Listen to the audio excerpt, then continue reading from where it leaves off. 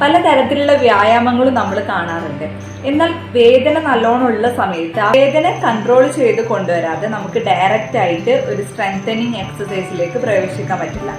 അപ്പോൾ അതിന് നമുക്ക് ചെയ്യാൻ പറ്റുന്ന ഒരു കാര്യം എന്ന് പറയുന്നത് ഐസിങ് ആണ്.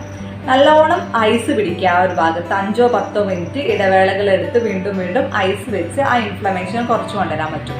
അതുപോലെ ഒരു പ്രധാനപ്പെട്ട കാര്യമാണ് മസാജ് എന്ന് പറയുന്നത്. പക്ഷെ നമ്മൾ തെറ്റിദ്ധരിക്കുന്ന പോലെ ഒരിക്കലും ഈ വേദനയും ഇൻഫ്ലമേഷനും ഉള്ള ഭാഗത്ത് അവിടെ അമർത്തി ഒഴിഞ്ഞ് അവിടെയല്ല മസാജ് ചെയ്യേണ്ടത്. ഒരിക്കലും ചെയ്യരുത്. ആ ഒരു ഭാഗത്തെ പ്രശ്നത്തെ അത് അധികരിപ്പിക്കുകയുള്ളൂ.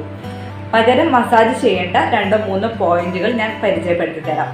ഈ 3 മസാജും ഐസ് പാക്കും വെക്കുന്നതോടുകൂടി തന്നെ നിങ്ങളുടെ വേദനയുടെ അളവിൽ കൃത്യമായിട്ടുള്ളൊരു മാറ്റം നിങ്ങൾക്ക് ഒബ്സർവ് ചെയ്യാം.